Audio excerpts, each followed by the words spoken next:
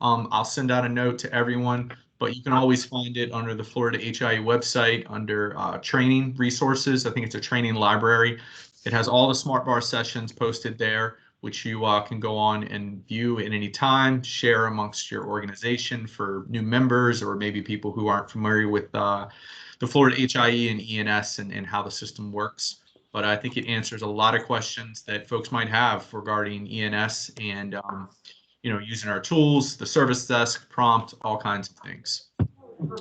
So we've got a great attendance today. Thank you all so much for taking some time. I think we're going to be over 100, so that's fantastic. I'm really excited to see everyone is participating. So hopefully you can see the PowerPoint deck on our topic today.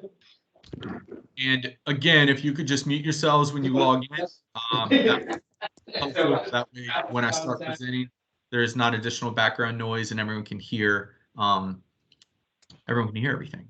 So I've got the slide deck pulled up. It is a PowerPoint slide deck that we are going to essentially go over. The topic for today's Smart Bar session, I believe this is our 5th or 6th one, is what's in an alert. The reason this came about is there seems to be always questions about what does this mean? What does that mean? What can I expect in an ENS notification? And so I thought this would be a great topic to have. And again, we're going to record this and send it out to folks afterwards. And there'll be times for questions at the end. Usually we take about 30 minutes on a presentation and about 15 minutes for questions. At that time, feel free to chime in or add them into the comments section on the Teams chat. And again, my final reminder, let's just keep everyone on mute. That way everyone can hear. If you're calling starting COVID vaccine. So I'm going to go ahead and get started now. We are at about 3:03 and have a lot to cover. But again, thank you all so much for joining. This is a Smart Bar session around what's in an alert. And if you just keep yourselves on mute, and then there'll be time for questions after the presentation here. So I'm going to go ahead and get started. So what's in an alert? So this right here is kind of the opening slide. We send ADT data on patient encounters, and I'd like to take a deeper dive into what's in an ENS alert. The things we're going to focus on today: what types of data is contained in an ENS alert, what's an event type, common segment questions, new CMS COP segments that are going to be included, and probably two of the things that are the most important to everyone. So you missed an alert, why? And then what's an MRA and how does that impact your organization and how does it work?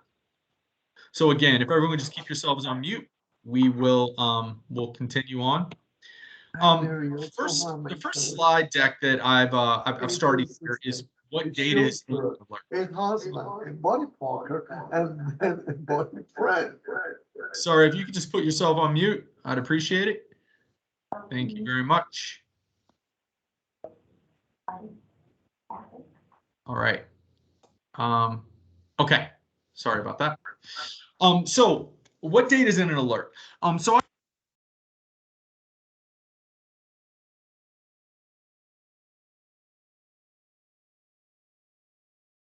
I'm sorry, you are on mute. I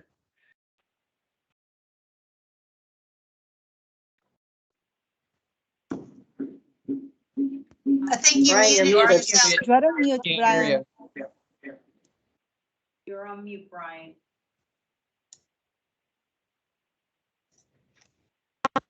sorry about this. I apologize. Now we hear you.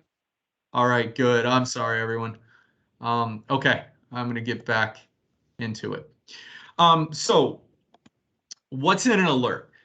Basically, this is all the different segments you're going to see in an alert. I've listed them all out here. I'm not going to go over every single one of them, but there are a few that I'm going to highlight throughout the presentation. The ones that I've really highlighted here, these are things that highlighted in yellow that you're probably not going to see populated all the time, if ever. There's some things that you'll see populated more frequently than others. Some are populated based on the event. So for example, diagnosis information probably won't come through on an admit, but you'll probably see it on a discharge. And so here's everything that we potentially send you outbound. And I've highlighted them all here so you can go through and see what they are and basically what you can expect to receive in an ADT. Moving on, these are the different event types that we provide you. These are the only ones we send. We don't send anything else. There's not additional ones you can subscribe to. Now you can mix and match these. You can say, I really want to receive AO1s, AO3s, and AO4s, but I don't want to receive anything else, or I want to receive it all. What I recommend is starting with a subset. And then if you feel like the data volume is manageable, then maybe add additional other ones if you feel like they might be pertinent.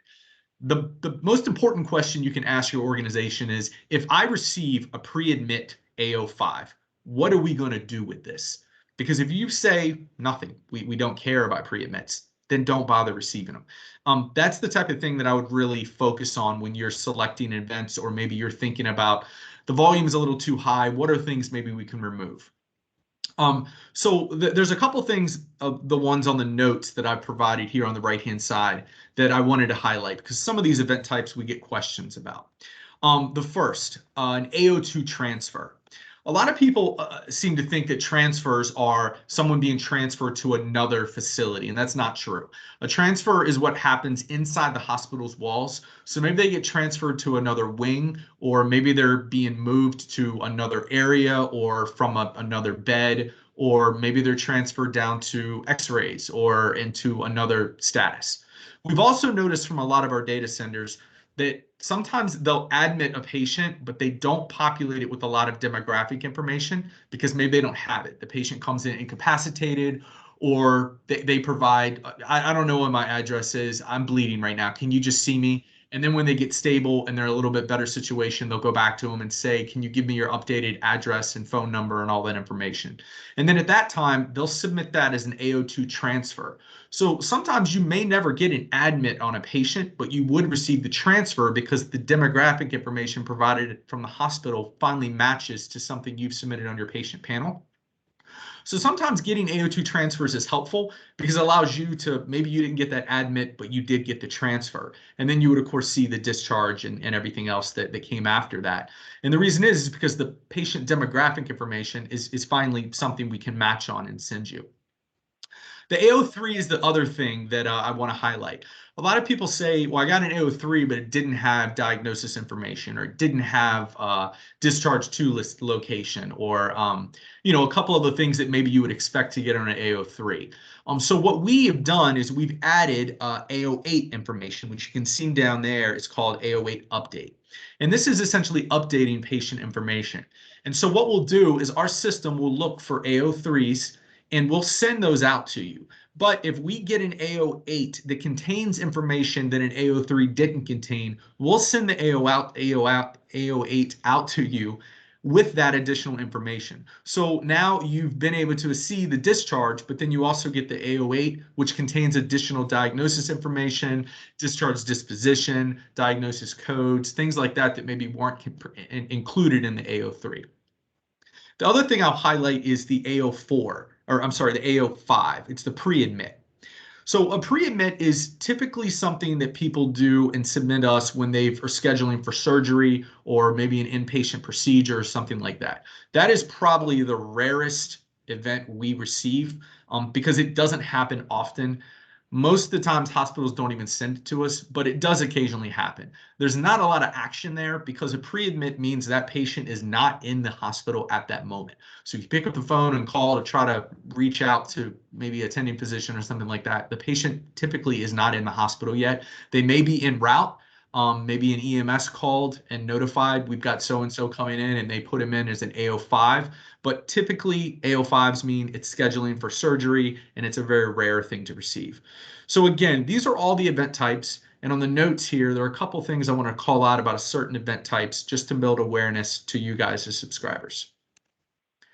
So a couple things that I typically always get are common segment questions. There's a couple things that people always say, hey, I've got this in the alert and I'm curious what it means.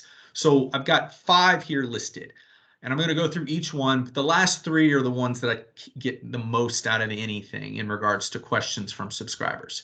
The first is hospital service. So hospital service is defined as a service performed on a patient during the encounter.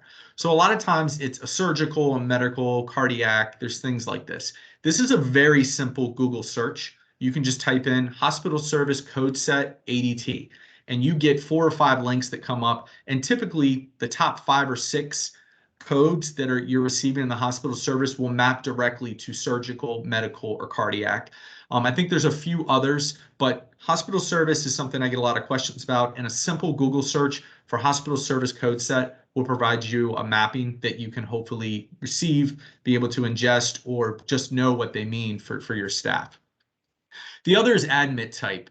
Admit type a lot of times is kind of how the patient walks through the door.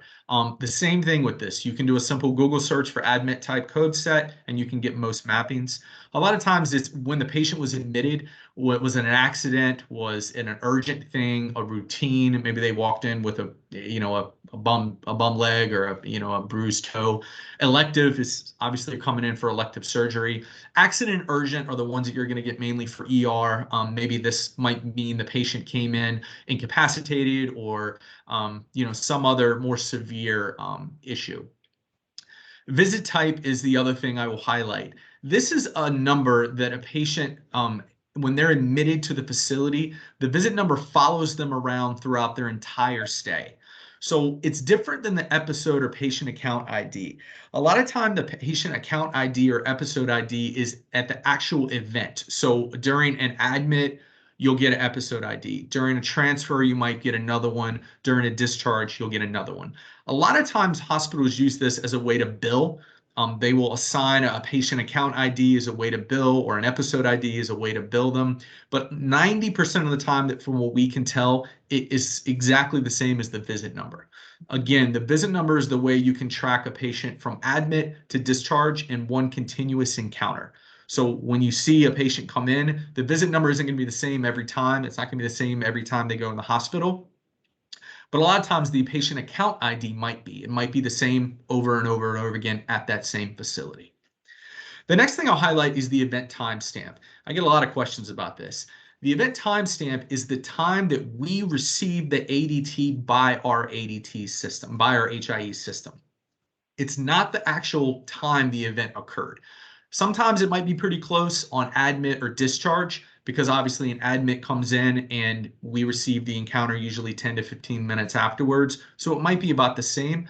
But if it's a transfer or a transfer to outpatient, or transfer to inpatient, or an 808, you'll see the event timestamp be vastly different than the discharge or the admit timestamp. And that's just something to keep in mind. The event timestamp is the timestamp that the event actually left the hospital's EMR and hit our system. Sometimes there's a big delay in that. If the hospital ADT VPN feed went down, they may have it and it's backlogged in their queue. They hit it, and finally when the queue gets cleared, it hits our system.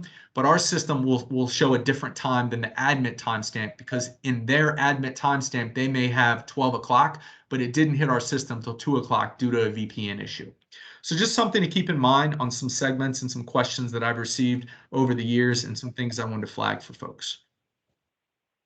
So another couple things I wanted to highlight were the different diagnosis segments and a few other things. So there's a DG type or diagnosis type. Typically, a hospital populates this for what they're doing. So if maybe the diagnosis type is admitting, so they want to let you know that we're admitting them. These are the diagnoses that we assume, but we don't know yet. Sometimes if it's working, that means they're in the middle of understanding what that diagnosis type is, and maybe that it's not quite been determined. And discharge is the same thing. A lot of times this is also based on past medical history. So if a patient's coming in and out of the same ER a lot, they may have a diagnosis type already in the system based on what they know this patient comes in with for, an admit reason or patient complaint reason. The diagnosis disposition. So this is typically what a patient was diagnosed and discharged to, or the condition they were. So a lot of times you can look if it says SNF or AHR or home or self-care.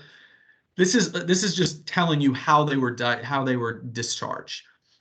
Skilled nursing facility, SNF, HAR, against hospital recommendation, home and self-care. That means they got discharged to home. Sometimes it'll just say home.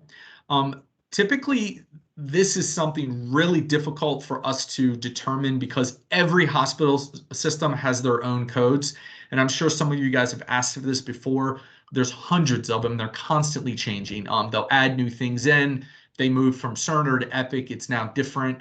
So we have code sets that we can provide you if you want to map to them. We're also looking towards 2022 to actually have these code sets be mapped to definitions and be able to send them out. Right now, that's not something we're doing, but it is something we're looking to do. But a lot of times our large hospital systems have hundreds of code sets, and some of the smaller ones have quite a few as well. So this is probably the hardest segment to really pin down exactly what it means. But we have found that SNF, AAR, home and self-care, we know what these means, and those are pretty consistent across the board, no matter the hospital system. Admit source is another thing that's rarely populated, but in some instances it is. Typically, it means if they came in through an EMS or A&B. It usually means if they came in off the street or they came in through an emergency medical ambulance. Sometimes it says ambulance, sometimes it says AUB. There are a lot of different things about this, but this is another segment that's not often populated. We don't know why. It's just something that not a lot of hospital systems seem to populate consistently. Readmission indicator is another thing we would love to populate more of, but it's difficult for us to do. Typically, a hospital system, like if you walk into Tampa General and then 10 days later you came into Tampa General again, you might see a readmission indicator flagged because it's the same hospital, the same EHR, same patient walks in, they're going to come up in their system and pop and say, wait a minute, we just saw this patient 14 days ago. Let's flag this as a readmission. But the reason it's rarely populated is some patients go to different hospitals. Maybe a patient goes to a hospital outside of the 30 days. So it's why it's often not populated as much as we'd like it to. But it is something that does come through when it is, and it can be denoted from the hospital. Majority of the time, though, it's going to be from the same hospital. It's not going to be across all of the HIE. So just keep that in mind. If you see a readmission indicator, a lot of times it's coming from the same hospital. The patient had another encounter 10 days or 30 days later with that exact same hospital. An insurance company. So insurance company is something a lot of people, I get questions about on that. It basically is what the insurance that was provided by the patient during the encounter or what's on file with the hospital EHR system. A lot of times it's not your insurance. So a lot of payers reach out to me and say, well, they've got XYZ insurance. Why are they saying they're on Florida Blue? It's because it's either what the patient said when they attested to on admit, or maybe they handed an outdated insurance card, or maybe it's what the hospital had on file and they never bothered to ask them, has there been any updates to your insurance? I will promise you, though, every hospital system will get it right when they're submitting claims. But a lot of times on the ADTs, when they initially do it, they just do whatever's in the system and they move on. So this is why something you might see a disparity between what you know on in your systems, whether you're a provider, ACO, or a health plan, what your system has as insurance and what the patient's has from the ADT. We can obviously add a custom field in your patient panel to provide your insurance that you have on file, and then you can compare that what's received by the ADT from the HIE. But just keep in mind, the insurance company is always something either provided by the patient or provided by the hospital, either through their EHR or through getting the insurance card. It's not provided on what you have in your system. So keep that in mind. It's an ADT versus typically what you have in your system. A couple other things I want to highlight about the additional segments. So with the CMS COP conditions of participations that we launched around May, there's a couple new segments that are now coming in that maybe you didn't see before. And I wanted to define those for folks just to make you aware of it.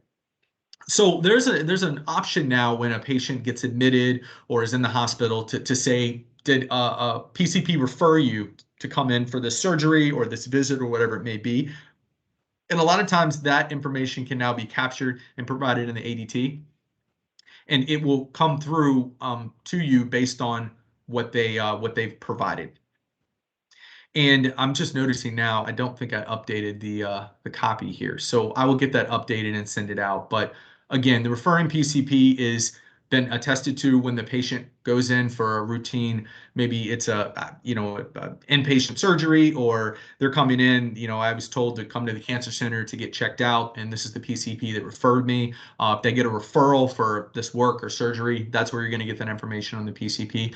The admitting PCP is the same thing. It's just maybe something who the PCP that's actually going to be doing the work, or maybe they're coming in for a visit or a checkup or whatever it may be. And the admitting PCP is the one that's actually touching the patient and doing the work. So these are two additional segments that the CO conditions of participation that we've added. I will make sure to get this copy updated and before I post this to the Smart Bar session.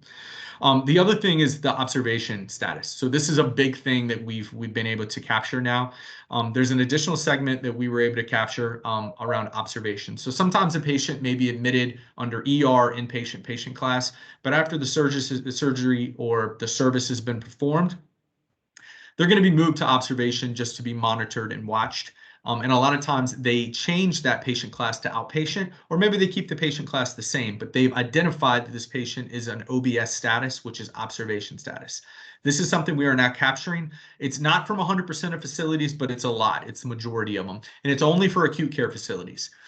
So it's something that's in prompts now. You can log in and filter on observation. It's also something in your flat CSV and HL7 files. You'll see an observation indicator of Y or N, and this just denotes that the patient's been moved to observation, or maybe they were discharged under observation.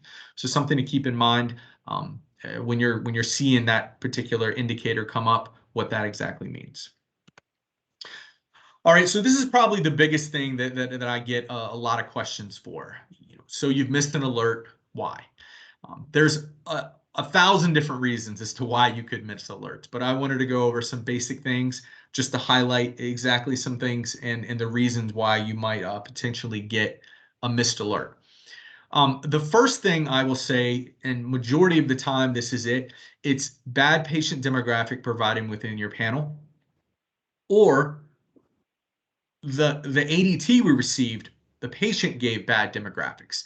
You have to think a lot of these patients may come in and provide updated address information that maybe you don't have on your record, or vice versa. Maybe you have an updated one and the patient has an expired ID and they hand the ID over to the hospital, and the hospital just enters it in and doesn't ask any questions.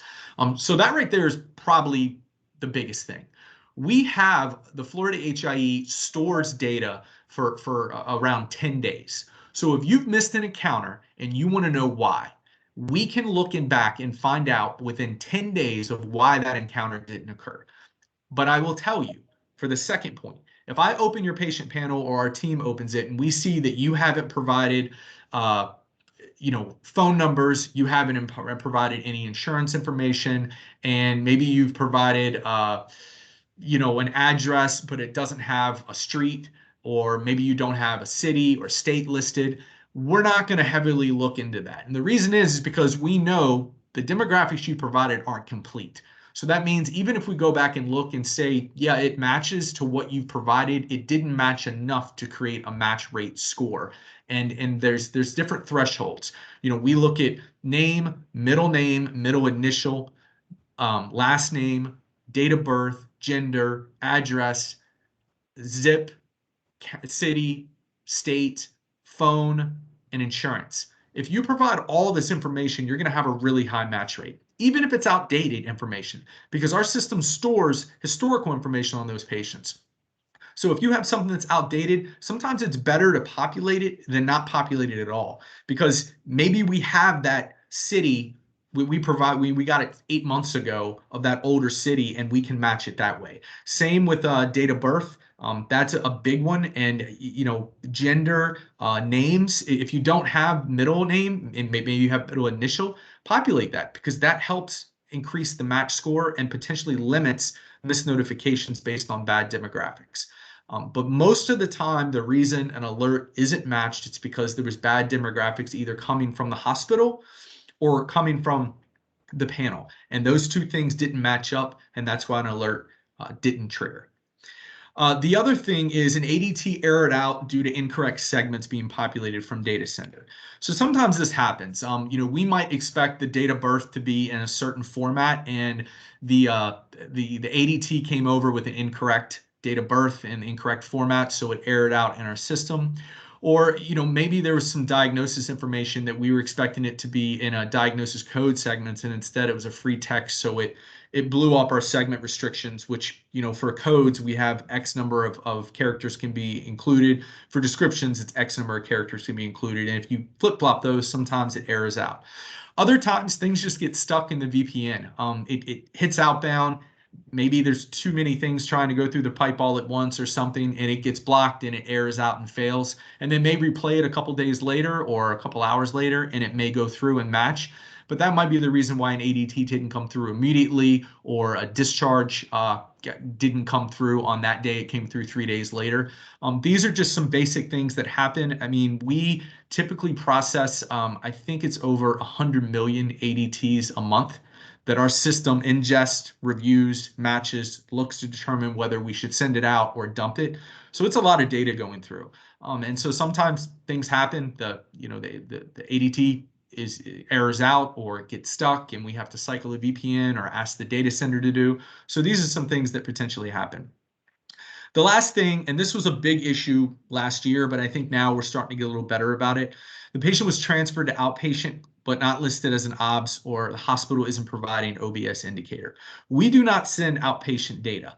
We send it for hospice, home health, and some urgent care facilities, but we don't send it if acute care moves a patient over to outpatient patient class. We filter that out. But we do send outpatient patient class if the patient is marked as observation. So sometimes if they send that information through, this patient's discharged under outpatient, but they don't list them as observation status, we're going to filter that alert out and it's not going to come through. That also occurs where maybe they're just not sending observation. We're not capturing it. They haven't been able to update their mapping. We've heard some EHRs, hospitals are having trouble with it and they're working through it.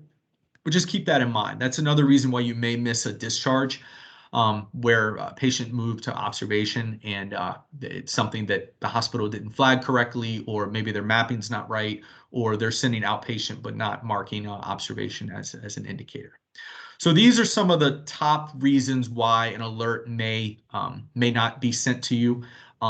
Typically, if it's on our system, when we receive the alert, we have the ability to replay those alerts. So if an ADT came in from a hospital, it matched to a patient on your panel, and it failed the outbound to you, we can always go back and look and say, okay, this is a failed one, but we get alerts on those every single day.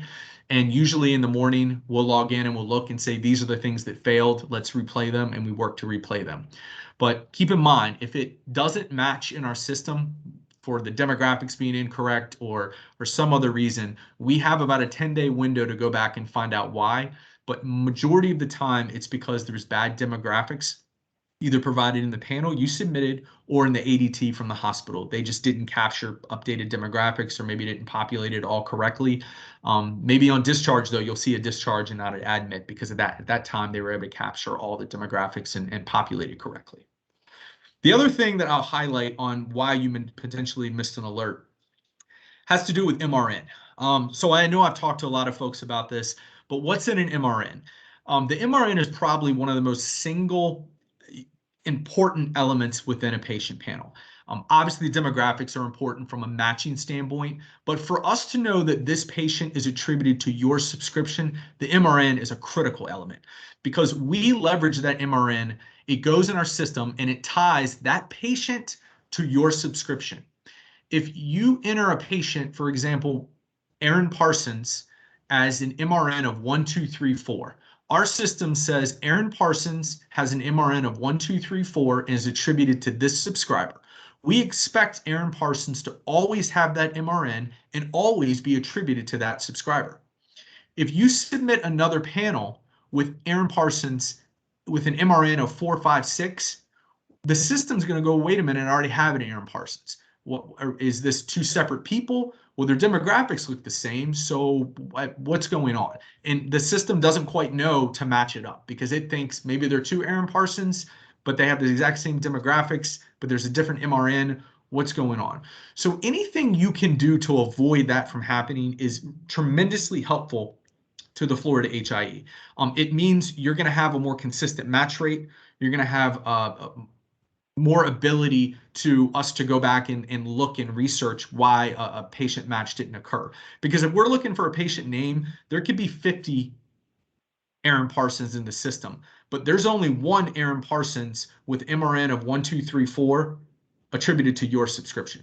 And that allows us to really do a little bit better troubleshooting and also make sure that the patient wasn't aired out in general. If you submit two Aaron Parsons with two different MRNs in the same demographics, a lot of times that creates an overlay in the system because it thinks, well, these are two separate patients, but they seem to be the same. Which one is it? And it potentially could air out both patients, or it couldn't load the new one and keep the old one in the system. So that's something just to keep in mind. If you ever say, our MRNs are really messed up, we've got a lot of problems with them, reach out to us. We can actually do a complete wipe on our system to remove all MRNs attributed to your subscription and reload a brand new panel with all new MRNs. And that way you kind of have a fresh start. We don't do this all the time because it takes a couple days. It's a manual process, but it's definitely something we're more than willing to do if subscribers know I have a problem with it. It's probably about 10% of my total panel, but it's going to be a consistent issue we have throughout the entire year. It's definitely something we can work with where maybe once a year we just go through and do a complete refresh for you and kind of start the year fresh. And that's easy enough for us to do. But again, MRNs are another thing that might cause patient mismatch, or you're getting notifications on a John Doe with an MRN of 1234, but in your system you have 1234 as Aaron Parsons. And it's because you reuse that MRN when you uploaded a new panel. So I try to keep it pretty brief. That's why I do 30 minutes. And I want to give time for any particular questions, or we can go over things. Again, I'm happy to talk to folks afterwards. They can email me directly with additional questions, or I can go over specific examples with your subscription. I just wanted to provide two things that I use as resources.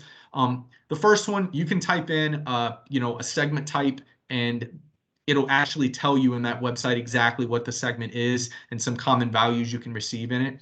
And the other thing is CMS. They have regulations on administrative code sets and things that you might find helpful to go in and just poke around if you're curious about what a code set is or what the value to expect in it. But with that, I want to open it up for any questions that folks have or anything that I can help answer or provide guidance on. Again, if you want to type in the chat, I may not be able to get to it over the phone, but or during this meeting, but I can definitely follow up with you later. But yeah, I want to take a moment, and if anyone has any questions they want to call out right now. Otherwise, feel free to email me directly, and I can respond offline. Good afternoon, Brian. Hi, Matt. How are you? Good. How are you?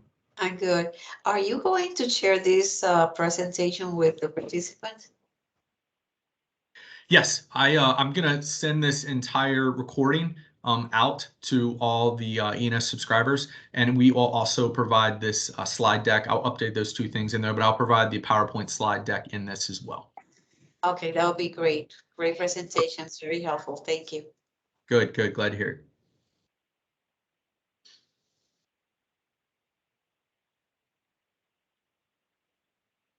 Great. Well, I thought there'd be a lot more questions, but I'm happy. Trust me. But again, if anyone does have any questions, feel free to reach out to me directly.